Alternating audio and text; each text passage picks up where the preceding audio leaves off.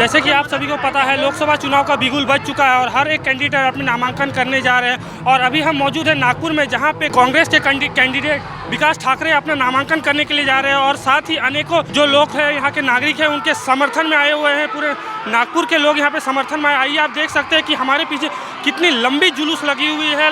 लोगों की गिनती नहीं कर सकते, इतनी लोग अभी यहाँ पे मौजूद हैं। अनेकों प्रकार के अनेकों समर्थक आए हुए हैं जो पूरे समर्थन किए जा रहे हैं। अनेकों झंडा, उसमें आम आदमी पार्टी भी शामिल है, राष्ट्रवादी, आम आदमी पार्टी, सभी इंडिया गठबंधन जो है सभी शामिल है इसमें। और यहाँ पे वो समर्थन करने आ रहे हैं। अभी यहाँ पे देखा जा रहा है कि कितनी भीड़ है यहाँ पे। सब विकास भाव के नारे लगा रहे हैं। अब की बार कांग्रेस की सरकार, सब नारे लगा रहे हैं अब की बार कांग्रेस। तो आप देख सकते हैं कितनी जोश और उत्साह के साथ यहाँ पे विकास ठाकरे का सब जो सहयोग करने के लिए बहुत ही अनेकों दूर से लोग आए हुए यहाँ पे।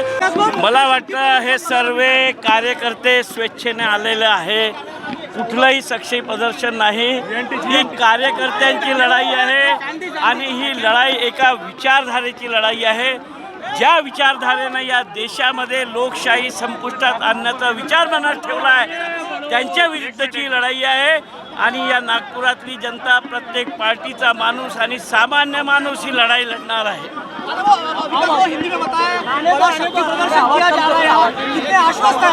ये शक्ति प्रदर्शन नहीं है, ये शहर की जनता खुद होके यहाँ पर आई है। जनता के दिल में रोष है, जिन्हें 10 साल हमने पार्टी चलाने दी थी और वो पार्टी अपोजिशन को ख़त्म करने के लिए, लोकशाही ख़त्म करने के लिए, अपोजिशन वाला मजबूत होने ना दे, इसलिए उसे जेल में डाल के किसी के सरकार तोड़कर जो सरकार चलाना चाहती है, उसके विरोध में यह आज प्रदर्शन हो रहा है। जनता का जो संविधान बदलने की बात करते हैं, उनका विरोध करने के लिए लोग यहाँ पर आए हुए हैं। आपका नामांकन दाखिल किया है, क्या मान रहे हैं आप, आपकी जीत कितनी बड़ी होगी? मुझे लगता है कि नामांकन पत्र दाखिल हुआ है और उसके ऊपर से ही आज अंदाज़ा लगा सकते हैं कि इस नागपुर शहर का सामान्य आदमी जो न्याय की प्रतीक्षा में है। पिछले 10 सालों में जो मोदी सरकार ने जो देश को खलास करने का काम किया है, इस देश की लोकशाही, ये देश के विरोधी पक्ष ख़त्म करने का काम किया है। कई लोगों को जेल में डाला है, कई लोगों को पकड़कर सरकारें गिराई है।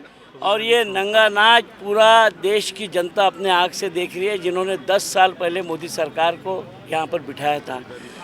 और संवैधानिक संस्थाओं का गैर वापर कर विरोधी पक्ष पर अटैक करके कोई विरोधी पक्ष नहीं रहेगा, सिर्फ मैं अकेला रहूँगा, इस भूमिका में नरेंद्र जी मोदी है।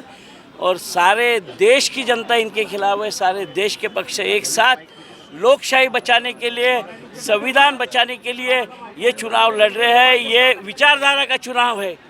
एक तरफ की विचारधारा है जो बोलती है कि हमें संविधान बदलाना है, 400 पार करके हम संविधान बदलाएंगे।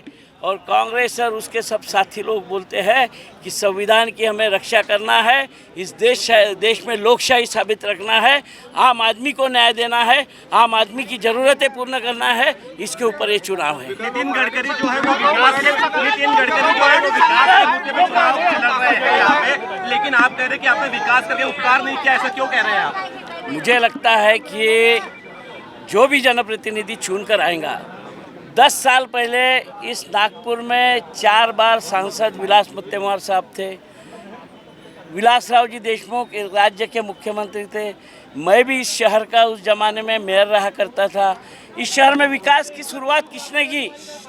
350 करोड़ के IRDP की योजना इस शहर में लाके यह सुंदर शहर बनाया। टॉप 10 सिटी में इस शहर का नाम आया। मुत्तेमवार साहब ने मियान का पाया भरने की, मेट्रो की सिर्फ 10 साल में नहीं हुआ है। और 10 साल में अगर कोई करता है, जो भी जनता जनप्रतिनिधि को चुन के देती, तो उसका कर्तव्य रहता है कि उसको जो अधिकार प्राप्त होता है, उस अधिकार के माध्यम से अपने मतदार संघ का विकास करे। नहीं तो फिर जनता चुन के काहे के लिए देगी, या ये पार्टी का हो या वो पार्टी का हो। तो सिर्फ ये 10 साल में नहीं हुआ है, इसकी नींव कांग्रेस ने रखी है। कांग्रेस ने सब ला के रखने के बाद 10 साल में इनने जो भी किया होगा, तो उसका क्रेडिट लेने का काम, ये तो आज़ादी भी हमने दिलाई बोलते। मोदी जी बोलते हैं कि ये सारा देश मैंने 10 साल में बनाया, उसके पहले देश में कुछ भी नहीं था, ऐसे उनका कहना है। और इसी विचारधारा के हुकुमशाही के खिलाफ इस देश की जनता जाग उठी है और नागपुर शहर की जनता जाग उठी है। आपने देखा होगा आज रास्ते पे। गडकरी ने 5 लाख का मार्जिन मिलेगा ऐसा दावा किया है। अब मुझे बताओ 5 लाख का मार्जिन, अरे थांबा। इसके पहले कभी नहीं चुन किया और 5 लाख उठी लेते वो। अभी उनको बोलने को कुछ भी बोलते, मगर इस शहर की जनता जो गुर्मी के साथ रहता है, पहले बोलते थे कि यहाँ मेरे खिलाफ चुनाव लड़ने कुछ नहीं, यानी सब नीचे है, हम राजा है। अभी बोलते हैं हम 5 लाख से आएंगे। तो इस शहर में 13 बार कांग्रेस का सांसद चुन के आया है। इस शहर की विचारधारा कांग्रेसी है और मुझे लगता है आने वाले दिनों में उसका नतीजा आपके आँख के आगे आएगा। पिछले चुनाव में जाति का समीकरण देखा गया था, जिसकी वजह से नाना एक बघा ही विचाराची लढाई आहे आणि नागपूर हे जे आहे हे काँग्रेसच्या विचाराचं शहर नेहमी राहिलेलं आहे आणि आता जेव्हा विचाराची लढाई सुरू झालेली आहे तर इथं काँग्रेसचाच विजय, महाविकास आघाडीचाच विजय झाल्याशिवाय राहणार नाही असं चित्र आज आपण पाहतो आहे। विकास कोणाचा झाला हे जे विकासाचे गुणगान गातात आहेत BJPचे नेता लोक, त्यांना माझा सवाल आहे की नागपूरकरांचा किती विकास झाला आणि त्यांच्या स्वतःचा देशात आणि विदेशात आणि नागपुरात किती विकास झाला ते पण यादी त्यांना जाहीर करावं लागणार आहे। नागपूरकरांचं किती नुकसान त्यांनी केलं, नागपूरमध्ये हे टेम्परेचर वाढवण्याचं काम कोणी केलं। आज पहिलेच नागपूरमध्ये सगळ्यात उष्ण परिस्थिती राहायची, सिमेंटचे रस्ते बनवून म्हणालेत की 80 वर्ष हे रस्ते चालणार। आज नागपूरमध्ये सगळे रस्ते खोदले गेलेले आहेत, सगळे ट्रॅफिक जाम आहे। त्यामुळे विकासावर त्यांनी चर्चाच करू नये, नाही तर त्यांना अडचण निर्माण होईल असा आमचा सल्ला त्यांना आहे। एक पण 2014 मध्ये मोदीजींनी जे आश्वासन या देशाच्या जनतेला दिलेलं होतं की काळा धन आणू, 15 लाख रुपये गरिबाच्या खात्यात टाकू, टाकले नाहीत। शेतकऱ्यांचं कर्ज माफ करू, अजिबात नाही। आज आपला देश हा बेरोजगारांचा देश निर्माण करण्याचा 10 वर्षामध्ये त्यांनी जो मानस निर्माण करून त्याला पूर्ण केलं, बेरोजगारी शिगेला पोचली। या सगळ्या प्रश्नाचं उत्तर त्यांना द्यावं लागणार आहे। लोकशाहीच्या 4ही स्तंभाला त्यांनी हलवलेलं आहे आणि ते सगळी जनता जाणत आहे। नागपूरची जनता ही सुजाण आहे आणि ह्या नरेंद्र मोदीचं सरकार देशामध्ये हा सगळं पाप करत असताना या नागपूरचा प्रतिनिधी सगळ्यांना स्वतःला आपल्याला बलाढ्य समजत होते। प्रधानमंत्र्याचा उमेदवार मीच आहे असं 2014 मध्येही सांगितलं, 2019 मध्येही सांगितलं। प्रधानमंत्री तर झाले नाही, पण देशाच्या संविधानिक व्यवस्थेला संपवण्यासाठी जी पावलं नरेंद्र मोदींनी उचललीत त्या सगळ्या पावलाला यांनी समर्थन केलेलं आहे। त्या पापाचे वाटेकरी हे पण आहेत आणि म्हणून नागपुरामध्ये आज जी काही परिस्थिती आहे ती भाजपच्या विरोधात आहे, नरेंद्र मोदीच्या सरकारच्या विरोधात आहे। मिहान वगैरे हे सगळे प्रश्न निघणार आहेत विकासामध्ये। विकासावर चर्चा त्यांनी करूच नाही, माझा सल्ला आहे त्यांना। केला तर त्याचं उत्तर आमच्याकडे आहे। सगळे देशात विदेशात नागपुरात काय काय विकास झालेला कोणाचा तो आमच्याजवळ सगळी माहिती आहे। त्यामुळे विकासावर आलंच नाही पाहिजे असा सल्ला आमचा आहे त्यांना।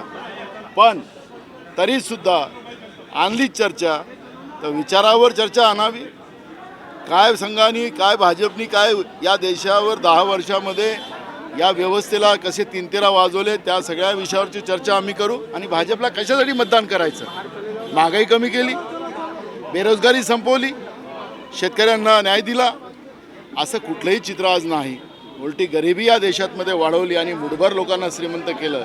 GST सारखा कायदा आणून या देशामध्ये सर्वसामान्याला लुटून आपल्या मित्रांना पोचणारं हे सरकार जे आहे नरेंद्र मोदीचं आणि भाजपचं, त्याला आता जनता परास्त केल्याशिवाय शांत बसणार नाही। आणि म्हणून ही लढाई आपण मगाशी म्हणत होतो गडकरी वर्सेस विकास ठाकरे, ही लढाई ती नाही आहे। ही अन्यायाच्या विरोधात काँग्रेस आणि महाविकास आघाडी इंडिया अलायन्स ही लढाई लढते आहे आणि या लढाईमध्ये इंडिया अलायन्सचा विजय होणार हे निश्चित आहे। क्या आपके पास भी इलेक्ट्रिक व्हीकल है तो आपके लिए लाए है जोरदार सर्विस सेंटर, जहां आपके साथ साथ आपको मिलेगा इलेक्ट्रिक व्हीकल का हर स्पेयर पार्ट। इसके साथ ही आपको मिलेगा धमाकेदार ऑफर जो है सिर्फ 699 का पैकेज, जिसमें आपको मिलेगी 3 फ्री सर्विसेज, 1 होम सर्विस और बहुत कुछ। तो अगर आपके पास भी इलेक्ट्रिक व्हीकल है तो आ जाइए वेदांत इंटरप्राइजेस सर्विस सेंटर। गाड़ी कहीं की भी हो, सर्विस हम देंगे। हमारा पता गड्डी गोदाम स्क्वायर, कामठी रोड, सदर, नागपुर।